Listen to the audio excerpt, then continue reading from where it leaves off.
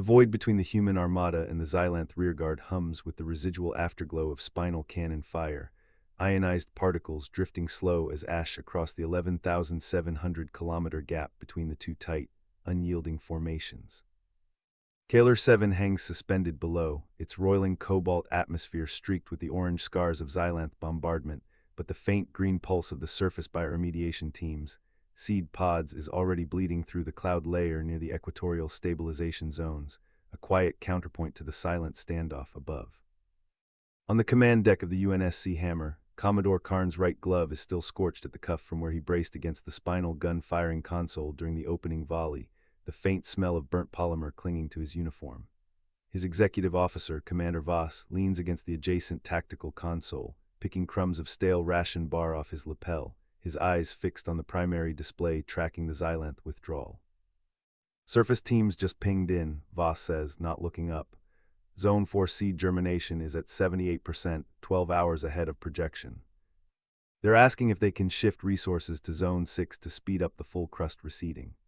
Karn doesn't take his eyes off the Xylanth formation. The alien capital ships are pulling back in perfect, unbroken lines, their escort frigates flickering with active sensor sweeps, no aggressive power surges, no stray weapon discharges. They're not running, not yet. Tell them to hold Zone 4, he says, his voice low, no inflection. That's the point. They wanted us to commit half the fleet to low-orbit defense for the surface teams, tie down our screening frigates while they probe our fleet cohesion. If we shift resources now, we hand them the opening they're looking for. A sharp chirp cuts him off. Lieutenant Rourke, the sensor officer, leans forward in his station, his knuckles white where he grips the edge of his console. Comms burst incoming, he says, his tone tight. Narrowband directed exclusively at the Hammer, not the Armada wideband. Spectral match is Xylanth command encryption. The bridge goes quiet. The low hum of life support and server racks fades into the background. The auto-translate kicks in 3 seconds later, the Xylanth voice flat, toneless, no bluster, no rage, just the same cold cadence as a supply chain update. Human Commander. Your opening victory was permitted. Kaler 7 extinction timeline has been revised. You have 72 standard hours to withdraw all non-combat personnel from the surface before the next salvo reduces the crust to molten slag. Voss straightens up, his hand dropping to the sidearm at his hip. They're not bluffing. Their spinal mounts are still hot from the last volley. They could be in range in 45 minutes. Karn's jaw tightens for half a second before he relaxes, his hand resting light on the comms transmit switch. Tell your command, he says, his voice steady, no trace of the tension coiling in the rest of the bridge. We'll revise your extinction timeline instead. Next time you run, leave your escort frigates. We need the spare parts. He cuts the feed before the auto-translate can process a response, turning back to Rourke. What's their formation status? Still holding position at 11,500 clicks, Rourke says, frowning at his screen. No power surges, no weapon alignment. They're waiting.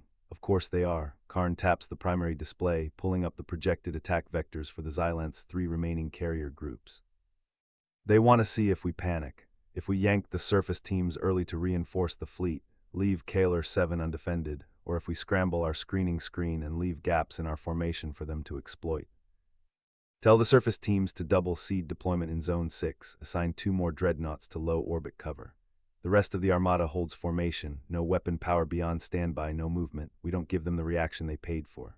The bridge crew moves fast, no wasted words, no chatter. The comms officer relays the order to the surface teams. The tactical officer adjusts the Hammer's screening screen to cover the 2 additional dreadnoughts moving into low orbit. Outside the viewport, the Xylanth rearguard holds its position, silent, unmoving, as the green pulse of the seed pods on Kaler 7 grows brighter, spreading across the cloud layer like a slow, stubborn fire. The chrono on the primary display ticks down from 72:00:00 each second, a quiet promise that the test isn't over, not even close. Chapter 2, Episode 9, Whispers of the Void. Humanity's last stand against the awakened alien horror ASF. The Hammer's bridge was silent except for the low hum of processors and the occasional clipped report. Karn leaned forward, elbows on the tactical console, eyes locked on the projected vectors. The Xylanth carriers hadn't moved in over an hour, their formation precise, arrogant in its stillness. They were waiting for humanity to blink first. Telemetry confirms seed deployment in Zone 6 is stabilizing, Rourke said, voice steady.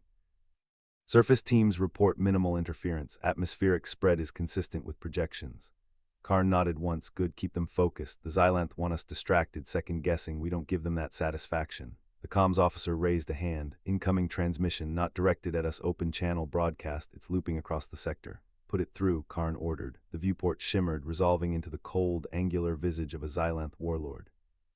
Its voice was guttural, layered with static, but the translation overlay rendered every word sharp.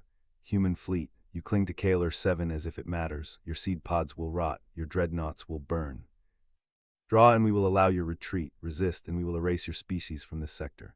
The broadcast cut abruptly, leaving only the quiet pulse of the chrono. 71-12-47, Karn exhaled slowly. Their probing testing resolved. They want us to flinch. Rourke's jaw tightened. They're not bluffing. 3 carrier groups, each with full strike wings. If they commit, Kaler 7 won't hold. Which is why they won't commit yet, Karn replied, voice calm, almost surgical. They're arrogant. They believe we'll panic, redeploy, expose a weakness. That arrogance is our weapon. He tapped the console, pulling up a secondary overlay. Surface teams will accelerate pod ignition. I want Zone 6 fully active within 30 hours. Once the lattice stabilizes, Kaler 7 becomes a fortress. Until then we hold formation, no premature strikes. The tactical officer frowned. Sir, if they launch before the lattice stabilizes, they won't, Karn cut in. Not yet, they're waiting for us to break discipline. That's the test. The bridge crew exchanged glances but said nothing. Orders were orders. Hours passed. The Xylanth carriers remained motionless, their silhouettes sharp against the void. The Hammer's crew worked with mechanical precision, adjusting orbital screens, monitoring seed spread, recalibrating dreadnought positioning. Every action was deliberate, calculated to project comm strength. Then without warning, the tactical display flared red. Contact, Rourke barked. Multiple launches from Carrier Group 2, vectoring toward Kaler 7 Northern Hemisphere, estimated impact in 12 minutes. Karn's eyes narrowed. Strike craft, confirmed. 47 interceptors, heavy payload signatures. They're targeting the seed pods. The bridge tensed. This was the moment the Xylanth had been waiting for. Deploy intercept screen, Karn ordered. 2 dreadnoughts break formation. Intercept at Vector 112. Hammer holds position. No fleet-wide movement. The tactical officer hesitated. Sir, if we don't reinforce, they want reinforcement, Karn snapped. They want us to scramble, expose the lattice. We hold. Dreadnoughts intercept only. Hammer remains cold. The orders went out. 2 dreadnoughts peeled from orbit, engines flaring as they moved to intercept the incoming wave. The rest of the fleet remained locked in formation, weapons on standby, silent and unmoving. The intercept was brutal. Xylanth craft screamed through the void, weapons hot, payloads primed. The dreadnoughts met them head-on, railguns and plasma batteries tearing through the first wave. Explosions lit the darkness, fragments scattering across Kaler 7 upper atmosphere. Impact count, Karn demanded. 17 craft destroyed, 12 disabled, Rourke reported. Remaining interceptors breaking formation, attempting evasive maneuvers. Push them harder, Karn said. No survivors. The dreadnoughts pressed the attack, railguns firing in precise bursts. One by one, the Xylanth craft fell, their payloads detonating harmlessly in the void. Within minutes, the wave was broken, scattered remnants fleeing back toward their carriers. The bridge exhaled as one. The chrono ticked down, 70-45-03. They tested us, Karn said quietly. We didn't flinch. They know we won't. Rourke's eyes flicked to the viewport, where the Xylanth carriers loomed, still silent, still waiting. What if they escalate? They will, Karn replied. But not yet. They're arrogant, remember. They believe they can break us with pressure alone. That arrogance buys us time.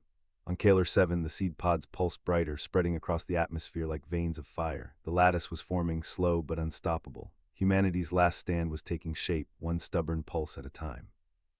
Karn leaned back, eyes on the chrono. 70 hours left. Every second we hold, every second we deny them panic, we win. The bridge was silent again, the hum of processors steady, the crew calm. Outside, the void whispered and the Xylanth waited, but humanity did not blink, not yet. Chapter 3, The Silent Calculus. The Xylanth carriers did not advance. They hung in the void like predators conserving energy, their hulls shimmering with faint distortions that suggested hidden weapon arrays. The human dreadnought line held position, railguns cooling, reactor cores humming at combat readiness. Every officer on Karn's bridge knew the pause was deliberate. Telemetry confirms carrier displacement, Rourke said, voice clipped. They're adjusting vector but not closing. Karn's jaw tightened. They're measuring us, waiting for us to blink.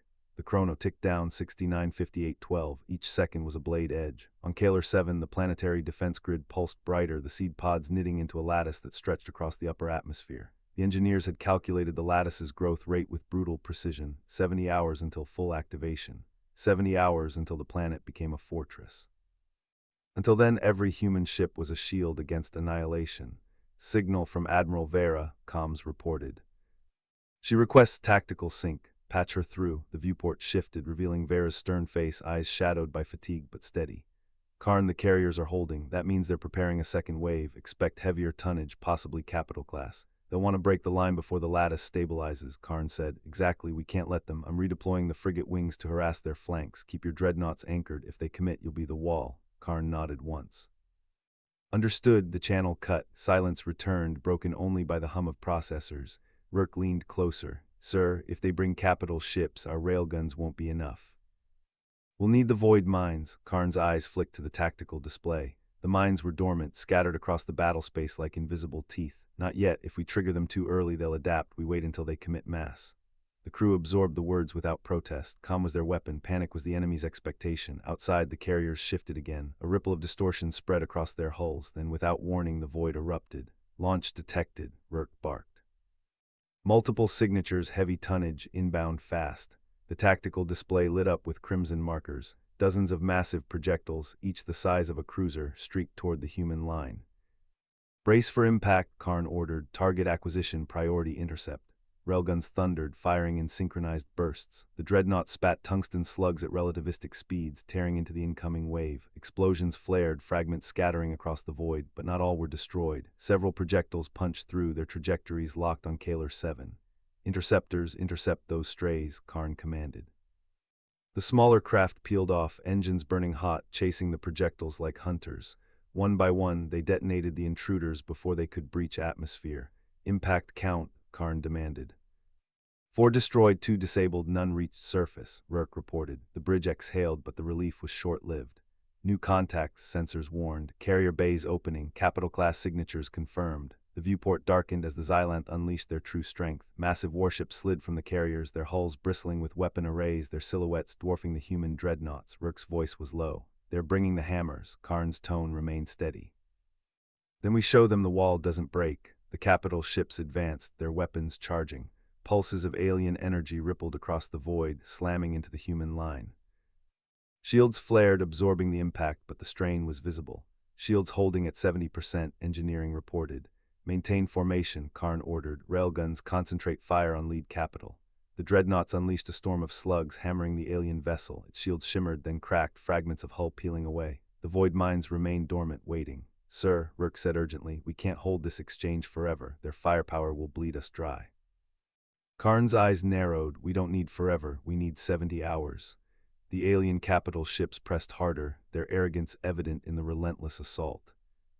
They believed humanity would break under pressure. They believed panic would fracture the line, but the human crews were calm. Every order was precise, every maneuver calculated. They fought not with desperation, but with cold resolve. Void mines, Karn said finally. Prepare detonation sequence. Target their formation vector. Rourke's hands flew across the console. Coordinates locked, mines armed. Karn's voice was steady. On my mark, the alien capital ships closed, their weapons blazing.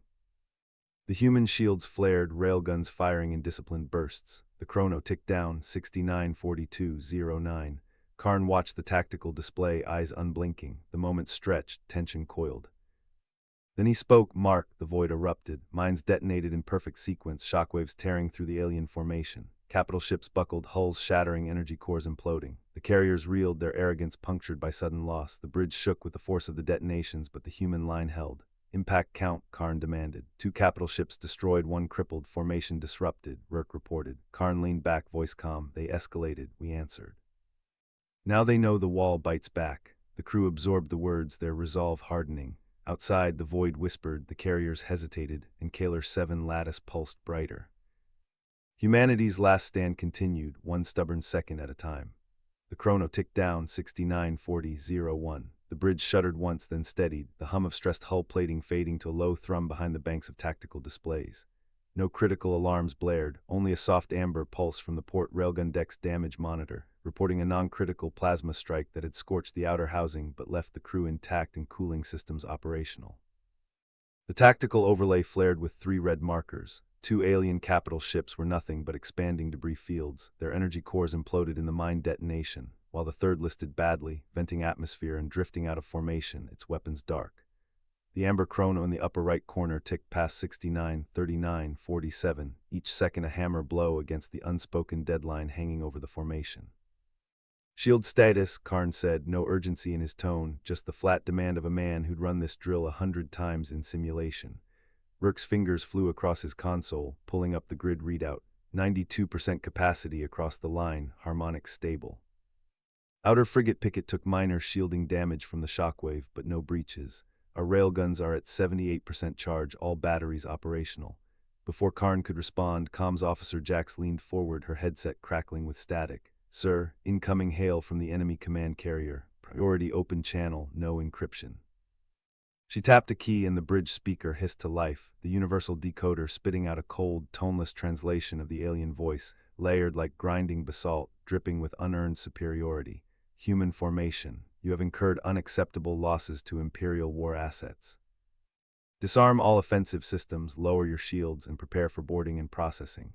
Resistance will result in the total annihilation of your vessels and the unprotected orbital colony you claim to defend." Karn didn't hesitate. He tapped a single key, cutting the transmission mid-sentence. "Tell them we don't negotiate with slavers when we have working guns." He turned back to Rurk. "Sensor sweep. What are they doing besides making threats?" Rurk's screen shifted, thousands of tiny red blips blooming across the enemy formation. "Hunter-killer drone swarm, sir. Estimated 3,200 units, launched from all remaining carriers. Trajectory is low, aimed directly at the shield emitter clusters on our outer frigate line. If they punch through, the entire grid collapses in 87 seconds. Point defense batteries are still locked on capital ship targets. Retuning to drone profile will take 12 seconds minimum.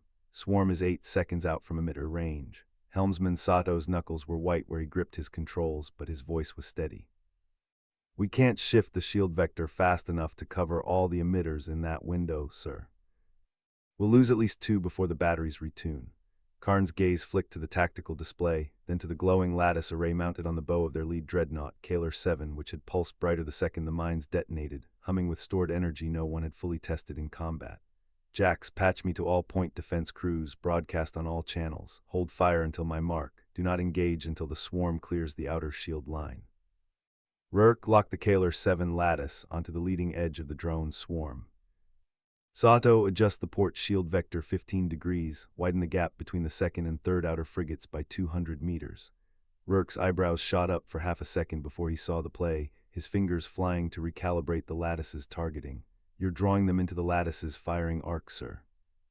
The beam can't pass through our own shields, but once they clear the outer line..." "Correct," Karn cut him off, his eyes fixed on the red blip streaking toward the formation, now 5 seconds out. "The lattice is charged." "Let them come." Sato adjusted the shield controls, the gap between the 2 frigates widening just as the first drone blips crossed the outer shield line, swarming toward the exposed emitter clusters, their programming too rigid to deviate from their target. The lattice on Kaler 7 glowed bright enough to cast blue light across the bridge, and Karn spoke, quiet and sharp. "Mark." The beam lanced out, not a continuous stream, but a sweeping grid of blue-white energy that slashed across the front 60% of the drone swarm. Drones exploded in cascading bursts, fire blooming across the void so bright it washed out the viewport for half a second, the rest of the swarm scattering, disorganized, their guidance systems fried. The point defense batteries, now retuned, opened fire, picking off the stragglers in 3 seconds flat, the last of the drones vanishing into expanding debris. "Swarm neutralized," Rurk reported, already pulling up the next sensor readout, his jaw tight. 17% of units made it back to their carriers before they were taken out. Enemy formation is adjusting. 4 remaining carriers are shifting to flank our port side, forward weapons charging. "They're not running." Karn leaned back in his command chair, no trace of triumph in his voice, just the same cold resolve he'd held since the first alarm blared. "They think we spent our best shot on the mines. Let them close." Rurk prepped the lattice for a focused charged shot, target the lead carrier's central energy core. "Sato, bring the line about 10 degrees to port, meet their flank head-on. Jax, record every second of their next transmission, send the full log to high command. The galaxy needs to see what these pricks are willing to do to civilian colonies before they get the chance to try it again." The chrono ticked past 69:37:22 as the alien carriers loomed larger in the viewport, their forward weapons glowing angry red, and the human crew moved like clockwork, no hesitation, no fear, just the work in front of them. Outside, the void whispered and the wall bit back again. Chapter 5, Episode 9, Whispers of the Void. Humanity's last stand against the awakened alien horror, ASF. The alien carriers closed in, their hulls shimmering with a predatory gleam, angular silhouettes cutting across the void like blades. The human vessel, ASF Resolute, held its line, every crew member locked into the rhythm of survival. "Energy spike on the lead carrier," Rurk announced, his voice clipped precise. They're charging a primary lance, estimated discharge in 41 seconds. Karn's eyes narrowed. That's their gambit. They'll try to punch through our forward shields, cripple us before the lattice is ready. Sato, adjust vector, bring us nose on. If they want a duel, they'll get one. The ship shifted, thrusters firing in controlled bursts. The alien formation mirrored the move, arrogant in their confidence, their weapons glowing hotter, red bleeding into white. Jax's console pinged. Incoming transmission. Same frequency as before, they're broadcasting wideband. Put it on, Karn ordered, the bridge filled with guttural resonance, a language twisted into something almost comprehensible by the ship's translators. The alien voice dripped contempt. Human resistance is irrelevant. Your colonies will burn, your fleets will scatter. You are prey, and prey does not dictate terms. Silence followed. No one on the bridge flinched. Karn leaned forward, his tone flat, surgical. Record it. Send it to command. Let the galaxy hear their arrogance. Rourke's hands moved across his console. Lattice charging, 30%. We'll need another minute to reach full capacity. Then we buy that minute, Karn said. Weapons free, target their forward batteries, don't waste shots, cripple their aim. The Resolute's guns roared to life, streams of coherent plasma lancing across the void. The alien carriers responded instantly, their own fire cutting through space in jagged arcs. Shields flared, the ship shuddered, but the line held. Direct hit on their starboard battery, Sato reported, her voice steady despite the tremor in the deck. Secondary gun disabled, they're compensating with portside fire. Good, Karn said, keep them compensating. Rourke status, 65%. Lattice stabilizing, another barrage slammed into the Resolute. Warning lights flickered across the bridge, Jax cursed under his breath. Shields at 72%, if that lance hits, we're done. Karn's reply was ice. It won't hit, Rourke, when the lattice is ready I want a precision strike, core shot, no theatrics. The alien carriers tightened formation, their lead ship glowing brighter, energy coalescing into a single devastating point. The void itself seemed to bend around the weapon. 85%, Rourke said, sweat beading on his forehead. Almost there. Sato's voice cut in. Captain, they're locking trajectory. Lance discharge in 10 seconds. Karn stood, his presence filling the bridge. All batteries, suppressive fire, blind their targeting arrays, make them doubt their aim. The Resolute unleashed a storm. Plasma bolts hammered the alien hull, tearing chunks of armor free, scattering debris into the void. The lead carrier wavered, its lance flickering, but still it charged. 98%, Rourke said, his voice taut, ready to fire. Karn's hand clenched into a fist. Do it. The lattice discharged. A single beam, pure and surgical, cut across the void. It struck the lead carrier dead center, piercing its energy core. Heartbeat, the alien ship glowed like a star, then imploded, collapsing inward before erupting into a silent storm of fragments. The bridge erupted in restrained triumph. Sato exhaled sharply. Lead carrier destroyed, remaining 3 are breaking formation. Jax scanned his console. They're pulling back but not retreating, looks like they're regrouping for another strike. Karn's voice was calm, unyielding. They've seen what we can do, that's enough for now. Rourke, recharge the lattice. Sato, hold position. Jax, keep recording, every word, every move. Command will need proof of their intent. The crew moved without hesitation, the rhythm of survival continuing. Outside, the void was littered with wreckage, fragments of alien arrogance drifting silently. Rourke glanced up. Captain, they'll come again, stronger. Karn's gaze fixed on the viewport, where the alien carriers loomed like predators circling prey. His voice was steel. Then we'll break them again. Humanity doesn't bow, not to empires, not to horrors, not to anything that thinks we're prey. The chrono ticked past 69:42:11. The void whispered, but the Resolute whispered back, cold, defiant, unbroken. Word count, ~930 Chapter 6, Episode 9, Whispers of the Void. Humanity's last stand against the awakened alien horror ASF. The wreckage of the alien carrier still shimmered faintly, its fragments scattering like embers across the void. But the silence that followed was deceptive. The 3 surviving carriers had not fled. They had coiled back, tightening formation, their hulls bristling with energy signatures that spoke of retaliation. Karn stood at the center of the bridge, his posture rigid, his voice steady. Status of the lattice, Rourke's fingers danced across the console. Recharge at 32%, full capacity in 6 minutes. Until then we're exposed. Sato's eyes narrowed at the tactical display. They're not waiting 6 minutes, their weapons are spooling up, looks like they're preparing a saturation strike. Jax leaned forward, recording every detail, his voice clipped. 3 carriers synchronized fire. If they unleash at once, our shields won't hold. Karn's reply was cold, precise. Then we don't let them fire at once. Sato maneuver, break their synchronization, force them to stagger. The Resolute shifted, thrusters burning in short, calculated bursts. The ship cut across the debris field, using fragments of the destroyed carrier as cover. Alien targeting systems tracked them, beams of light flickering across the void as the predators adjusted. Rourke muttered under his breath, they're learning, faster than before. Karn's gaze was unflinching. So are we, the first carrier fired. A lance of energy tore through the wreckage, vaporizing fragments in its path. The Resolute rolled hard, the beam grazing its shields, leaving a ripple of distortion across the viewport. Impact absorbed, Sato reported. Shields at 74%. The second carrier fired, but the Resolute had already shifted position. The beam missed, slicing into the void. The third carrier hesitated, its targeting systems recalibrating. Karn seized the moment. Rurk, partial discharge, aim for the hesitation. Rurk's jaw tightened. At 32%, it won't destroy them. Doesn't need to, just cripple. The lattice hummed, a low vibration that filled the bridge. A beam erupted, weaker than before but precise. It struck the third carrier's flank, slicing through its stabilizers. The alien ship lurched, its formation broken. Sato's voice carried a rare edge of satisfaction. Target destabilized, their synchronization is collapsing. Karn's tone was sharp. Exploit it, keep them off balance. The Resolute darted forward, weaving through the wreckage. The alien carriers fired in disarray, their beams crossing paths, scattering energy across the void. One shot clipped the destabilized carrier, its own weapon tearing into its hull. Jax's voice was steady, recording every detail. Their fracturing, internal misfire confirmed, proof of instability. Rurk's console beeped. Lattice at 60%, 2 minutes to full charge. Karn's eyes locked on the tactical display. 2 minutes is a lifetime. Sato, keep us alive. Rurk, prepare for full discharge. Jax, keep recording. Command will need to see how arrogance collapses under pressure. The alien carriers regrouped, but their formation was ragged.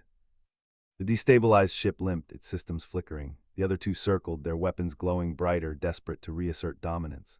Sato's voice was clipped. They're trying to flank us, left and right vectors converging. Karn's response was immediate. Then we cut through the center, straight at the crippled one. Rurk, when we're in range, full discharge, no hesitation. The Resolute surged forward, thrusters burning hot. The crippled carrier loomed ahead, its hull scarred, its stabilizers sparking. The other two carriers adjusted, their beams charging, but the Resolute was already inside the kill zone. Rurk's console flashed, lattice at 98%. Ready to fire, Karn's voice was steel. Do it. The lattice discharged. The beam struck the crippled carrier dead center, piercing its core. For a heartbeat, the ship glowed, its hull trembling under the force. Then it imploded, collapsing inward before erupting into a silent storm of fragments. The bridge held its breath. Two carriers remained, circling like predators, denied their kill. Sato exhaled sharply. Second carrier destroyed. Remaining two are regrouping again. Jax's voice was calm, relentless. They're adapting slower now, proof of degradation. Command will want this. Rurk's hands trembled slightly, though his voice was steady. Captain, they'll keep coming, stronger. Smarter, every time we break them, they'll learn. Karn's gaze fixed on the viewport where the two alien carriers loomed, their hulls bristling with fury. His voice was cold, unyielding. Then we'll break them again. Humanity doesn't bow, not to empires, not to horrors, not to anything that thinks we're prey. The chrono ticked past 70:03:17. The void whispered, but the Resolute whispered back, cold, defiant, unbroken. And somewhere beyond the wreckage, deeper in the dark, the awakened horror stirred. Word count. Debris from the first carrier's implosion pinged off the Resolute's forward hull in staccato bursts, the sound tinny over the bridge's constant low hum. Emergency lighting flickered once, then steadied as the shockwave from the blast bled out into the void. Sato's fingers flew across his sensor console, the blue glow of his display painting his jawline sharp. Confirmed kill, he said, no exhalation of relief, just flat, unvarnished data. Remaining two carriers are adjusting formation. Beam charge times are running 12 seconds longer than their predecessors. They're not adapting fast enough. Jax leaned forward from tactical, her voice tight, stripped of all unnecessary inflection. Confirmed, their point defense patterns are glitching too. The third salvo from the crippled carrier messed with their targeting sync. Degradation-s not just fraying their tactics, it's rotting their hardware. Rurk's fingers hovered over the lattice controls, the residual heat from the last discharge still leaking through his gloves. The tremor he'd fought earlier was gone, replaced by the sharp, unshakable focus of a man who'd run this system through 3 separate fleet engagements. Lattice cooldown at 41%. I can have it back online in 90 seconds, but if we take a hit to the emitter housing before then, we're firing pea shooters for the rest of the fight. Karn didn't turn from the viewport, where the two alien carriers circled slow, their hulls glinting with the faint red of charging weapons. Hold fire on point defense, let them think we're vulnerable. Before Sato could push back, the lead carrier broke formation. It didn't charge its main beam, didn't launch ordnance, it jetted forward on full thrust, nose pointed straight for the Resolute's port engineering nacelle. The second carrier hung back, its weapon arrays shifting to track the Resolute's bridge. Incoming collision course, Jax snapped, her fingers already punching intercept solutions into the tactical console. Impact in 18 seconds if they hold speed. They're trying to take out our lattice power feed. Point defense, hold until 4 seconds out, Karn ordered, his voice unchanged. We don't waste munitions on a target that's already committed to dying. The bridge went quiet for 3 long seconds, the only sound the thrum of the Resolute's engines and the distant ping of debris against the hull. When the carrier crossed the 4-second mark, point defense batteries along the port flank opened fire, tracers stitching across the void. The alien carrier's hull blistered under the barrage, molten metal sheeting off its spine, but it didn't swerve. "It's not slowing," Sato yelled. Impact in 2, Rourke overrode the lattice-cooled unlock, dumping auxiliary power into the emitter. The controls hissed under his palms as he manually adjusted the frequency to cut through the carrier's fading shielding. Lattice online, firing, the beam lanced out, slamming into the carrier's nose cone 800 meters from the Resolute's hull. The ship shattered in a burst of white-hot plasma, the shockwave rattling the Resolute's frame hard enough to send unsecured datapads skittering across the bridge floor. Alarms blared, red light flooding the compartment as damage reports scrolled across the main display. "Forward shields holding at 32%, Jax called out, already running damage mitigation protocols. Lattice emitter took a superficial scratch, efficiency down 7%. Before Karn could respond, a low, subsonic thrum rolled through the bridge, vibrating the teeth in everyone's skull. Rourke's console flared with static, the sensor display fizzing out before resettling on a string of blips 30 clicks out, dropping out of subspace one by one. "What the hell is that noise?" Sato yelled, rubbing at his ears. Rourke's blood ran cold. He'd heard that frequency once before, during the first strike on the lunar colonies. That's the Awakened Horror's subspace ping. It's not just stirring, it's sending a wave. He tapped the sensor display, pulling up the count. 12 more carriers, larger than the first 3, their hulls bristling with weapon emplacements Karn didn't recognize.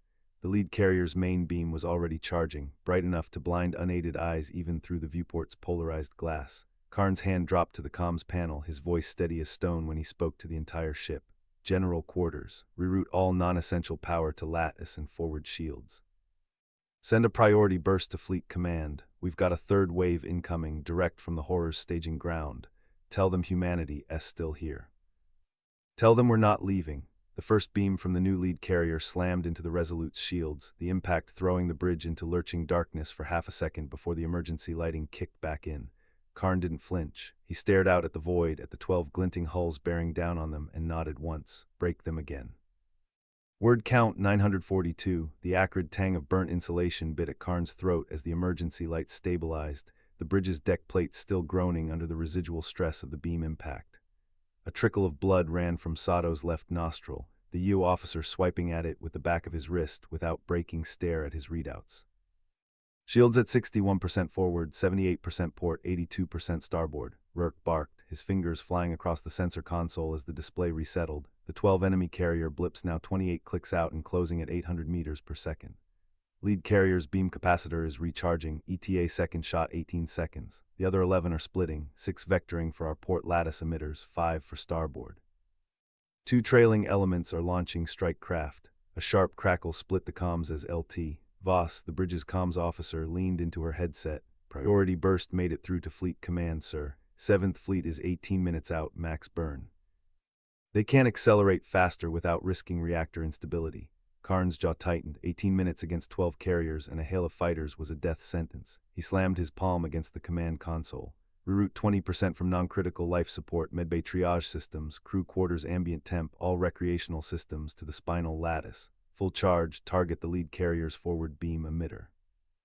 Point defense batteries to maximum, prioritize the incoming strike craft first."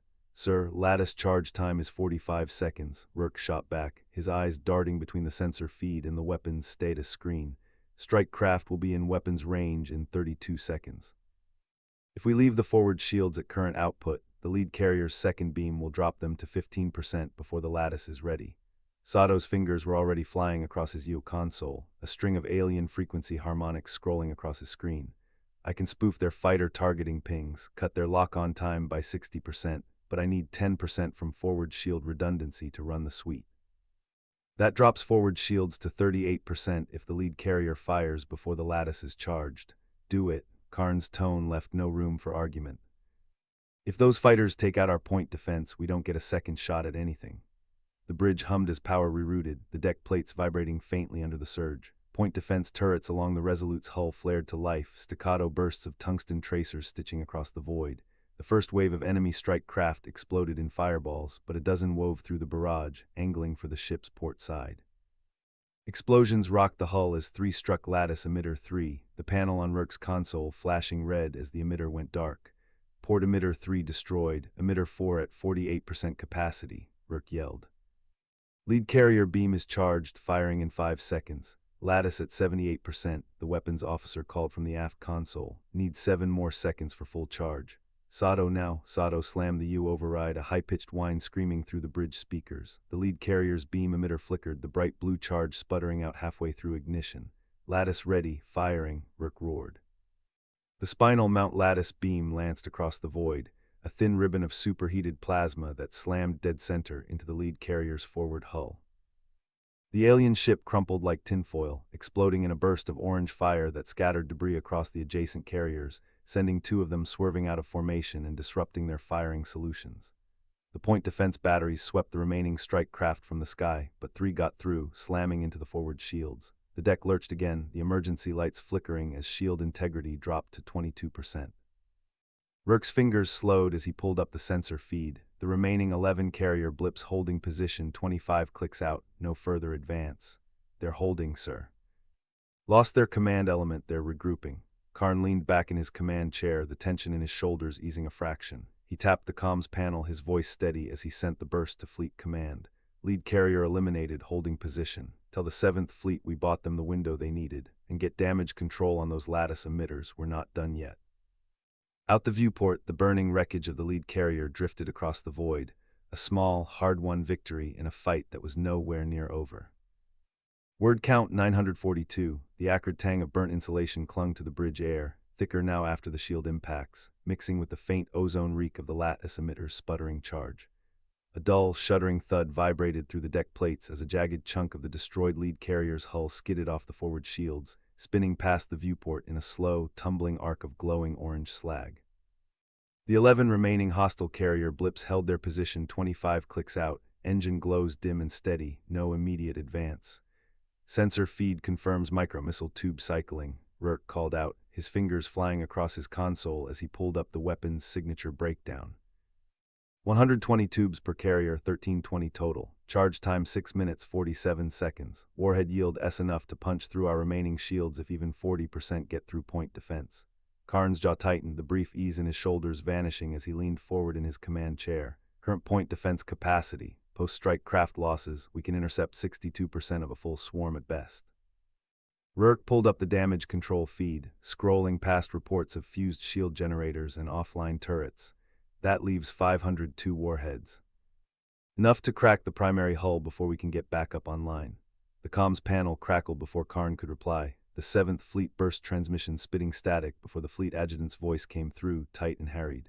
Window confirmed, but our ETA to your engagement zone is 11 minutes 22 seconds. Flanking Vrak's Raider pack just dropped out of warp 3 clicks off our port bow. We can't divert assets. You're on your own until we clear the Raiders. Karn cut the transmission without a word, his gaze shifting to the damage control channel. Well, status on the lattice emitters. Sergeant Hale's voice came through immediately, crisp and no nonsense, the background clang of wrenches on metal audible behind her.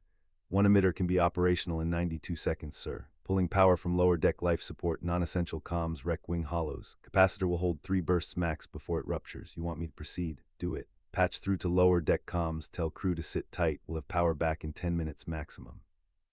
No exceptions. Karn's tone left no room for argument, the kind of calm that cut through the rising tension on the bridge better than any shouted order. Rourke's brow furrowed as he cross-referenced the hostile formation telemetry, a slow realization dawning. Wait, look at their thruster alignment, all port-side formations tightening. They're not launching the swarm spread out. They're going to dump the entire payload in a single clustered wave to swamp point defense, then adjust firing solutions once they're past our defenses. But their formation's so tight right now, a single lattice burst to the center mass will cook off every carrier's missile magazines. Chain reaction takes out the whole fleet. He tapped his screen, pulling up the timing simulation. Problem is the window's tiny. We have to fire exactly 30 seconds after they launch the first wave, when all the carriers are still clustered. Fire too early, they scatter, the burst only takes out 2 or 3. Too late, same result, we get 1 shot at this. A junior comms tech named Javi-19, his uniform still smudged with grease from the earlier strike craft hits, leaned over his console, rerouting the last of the auxiliary power to the lattice capacitor. A stray spark jumped from his panel, singeing the edge of his sleeve, and he didn't even flinch, his fingers flying across the keys faster. Karn watched him for half a second, then gave a quiet, sharp nod. "Solid work, Javi," the kid just nodded, no smile, eyes fixed on his readout. The bridge went quiet, the only sounds the low hum of failing systems, the distant clang of damage control teams moving through the hull, and the soft, steady beep of the countdown timer Rourke had pulled up on the main viewport. 6 minutes, 12 seconds until hostile missile launch. 82 seconds until the lattice emitter came online. Out the viewport, the 11 hostile carriers' engine glows brightened, a faint shimmer of energy building around their launch tubes. The first of the micromissile clamshell doors began to yawn open. Karn's hand rested light on the arm of his command chair, his voice steady as he keyed the shipwide comms. "All hands, brace for shock, we're not dying today." Word count, 962, the hum of failing systems ratcheted up a decibel as the first volley of Xylothian micromissiles peeled away from the launch tubes, their tiny engine glows streaking across the void like a swarm of angry fireflies. Rourke's fingers flew across his tactical console, tagging each incoming threat for the point defense batteries. Incoming count, 2,700, time to impact, 47 seconds. Point defense is tracking 92% of the packet, the rest will get through. Karn didn't take his eyes off the viewport. "Divert auxiliary power to point defense if you need it. We hold the lattice shot no matter what." Javi's knuckles were white as he mashed the final power reroute commands into his console, the singe mark on his sleeve darkening as another stray arc jumped from the overloaded auxiliary bus. He didn't glance at it. Lattice capacitor at 96%, charge rate holding, 72 seconds to full alignment. Down in Engineering Bay 3, Corporal Mara Voss wiped a streak of blood from her forehead with the back of a grease-stained glove, her eyes fixed on the pressure gauge for the lattice coolant loop. A seared hole in the bulkhead behind her vented acrid smoke from a micromissile impact that had taken out the secondary power feed 10 minutes prior. She keyed her comms, voice flat, no trace of panic. "Command Engineering, coolant loop is holding at 12,000 psi, no leaks. If the lattice fires, we've got 90 seconds of stable flow before we have to vent. Recommend you don't miss." A low thud shook the deck under Karn's command chair as a micromissile punched through the forward armor, detonating in the corridor outside the bridge.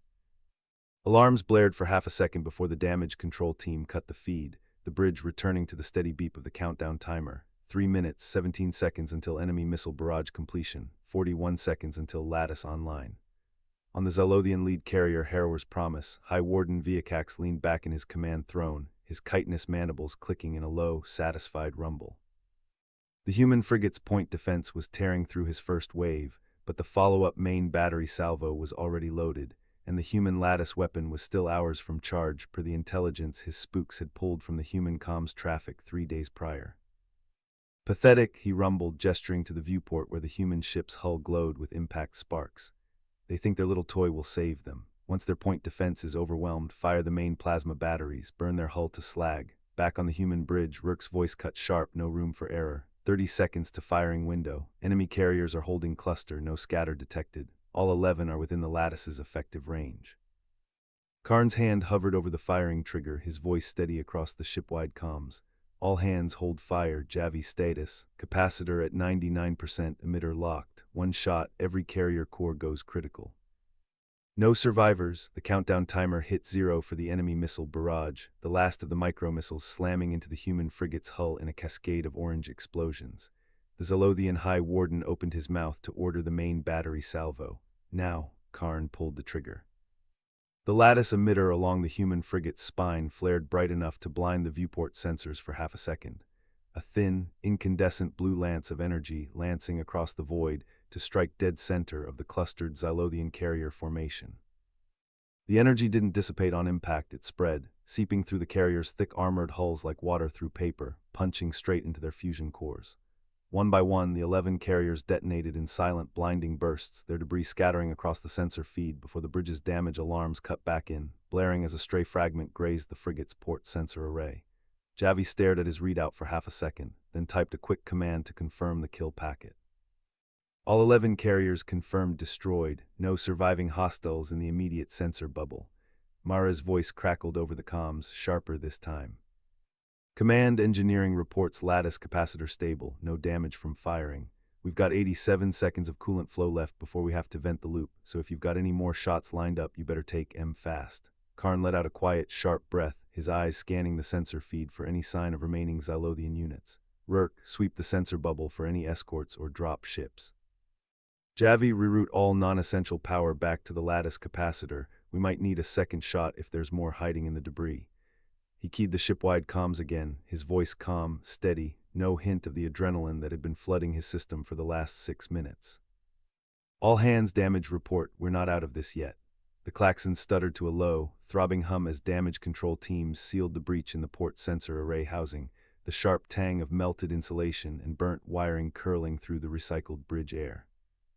Javi's fingers flew across his tactical console, the holographic power flow diagram shifting as he yanked feeds from the lower cargo holds, the abandoned crew mess, even the rarely used hydroponics bay, every non-essential circuit dumped into the lattice capacitor's charge bank.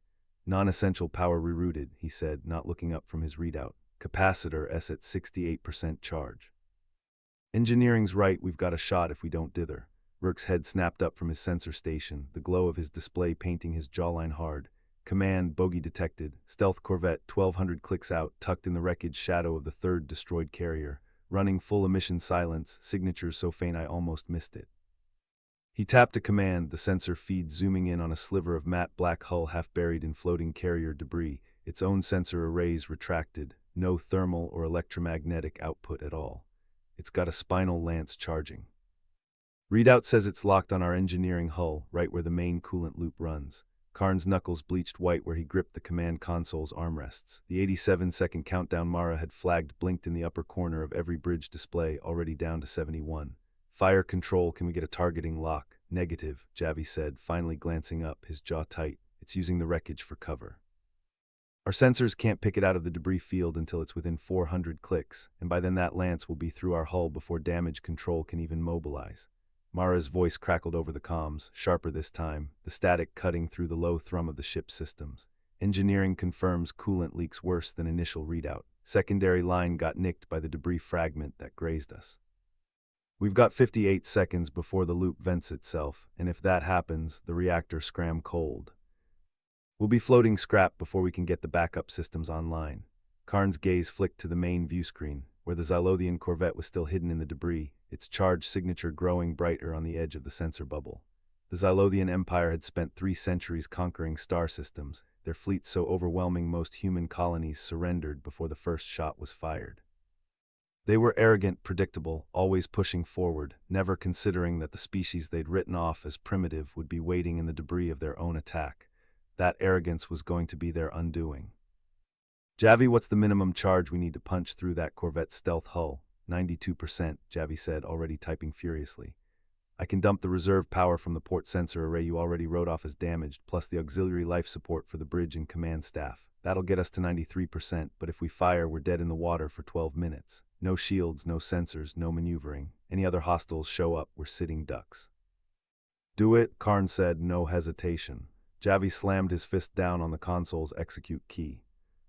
The lattice capacitor's hum spiked, so loud it vibrated the deck plates under their boots, the blue glow from the charge port flaring bright enough to cast long shadows across the bridge. The countdown blinked down to 32. Targeting solution locked, Rourke said, his voice tight, his fingers hovering over the fire control override. Corvette's coming out of cover, lance is at 80% charge, it's going to fire in 12 seconds. Fire.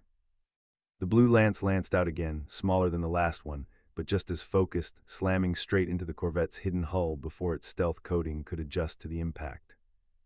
The Corvette detonated a second later, a silent burst of fire and shrapnel that scattered across the sensor feed, no survivors, no escape pods.